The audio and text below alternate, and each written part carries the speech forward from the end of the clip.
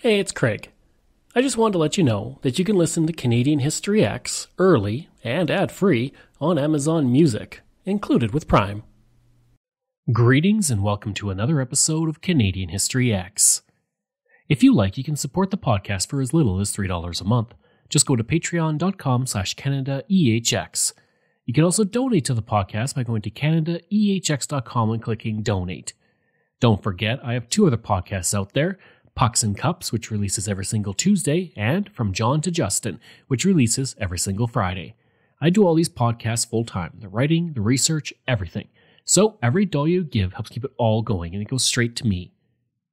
If you like, you can email me at craig@CanadaEHX.com.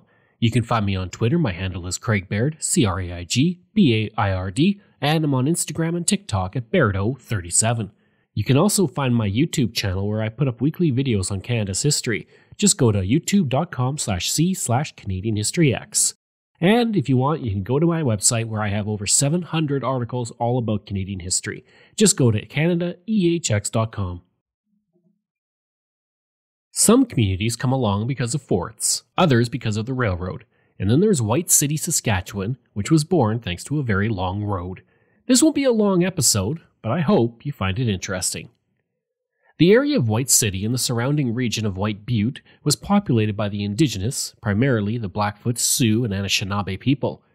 For thousands of years, they would use the high point of the landscape, White Butte, as a vantage point for a lookout and signal point to the surrounding land. As Europeans began to arrive in the area, beginning with fur traders from the Northwest Company and the Hudson's Bay Company, the indigenous way of life would slowly begin to change. In 1874, the land around White City would become part of Treaty 4 territory. While various settlements would spring up in the late 1880s when the railroad came through, including nearby Regina, now the capital of Saskatchewan, it would be some time before White City came along.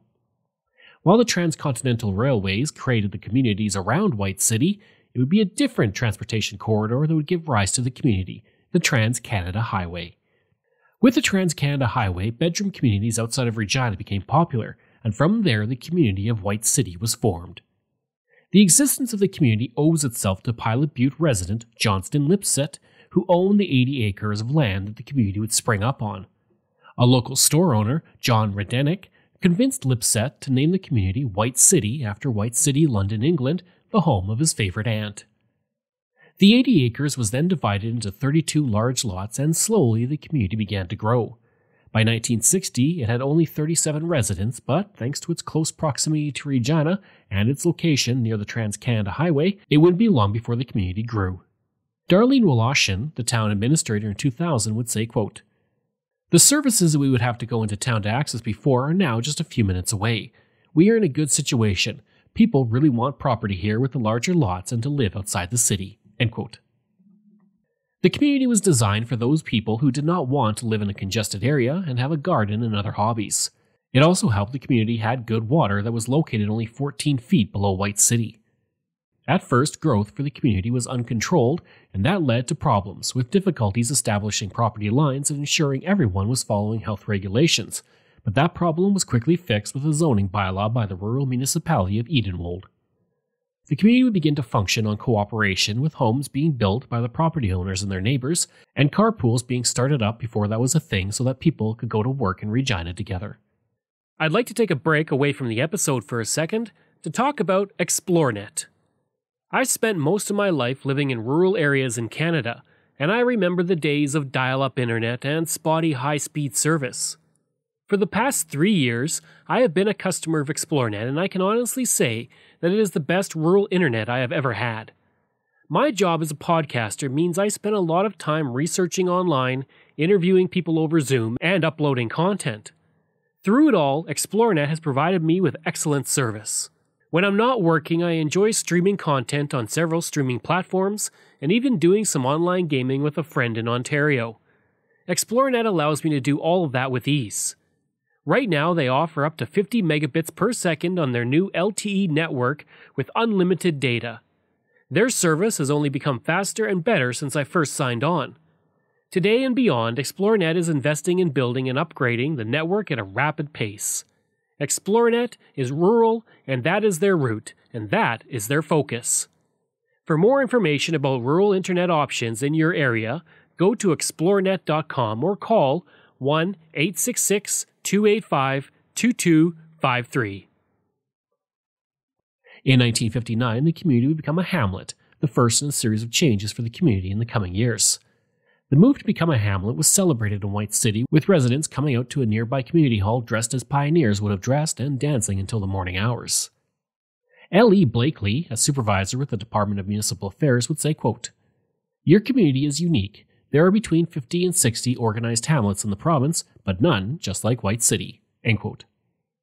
The local Reeve of Edenwold would say, quote, "I hope White City will be all the things you desire. I hope you take part in municipal affairs and feel yourselves part and parcel of this community. If you do, then all of us will be proud to say we were associated with White City." End quote. The community would continue to grow over the years as people saw the benefit of living outside of Regina but close enough for a short commute. On March 1st, 1967, White City became a village, and then on November 1st, 2000, thanks to a surging population growth in Regina and Saskatchewan, White City became a town. Today, it has a population of 3,099 people, not bad for a community started in a field in the 1950s. A major event would happen in White City in the summer of 1964, when it was announced that Dad's Cookies, those wonderful cookies every Canadian enjoys, moved out of Regina and into a new factory built in White City. The company had been operating out of its Regina factory since 1938. The new headquarters would cost $250,000 to build, about $2.2 million today, and would be finished by the autumn of that year. The company had spent 5 months looking for new property in the city, but high land costs and no suitable location along the highway could be found. Instead, White City became the perfect location, and a new 90-foot by 400-foot building would house 3 300-foot conveyor ovens that would replace the manual equipment used in the Regina plant.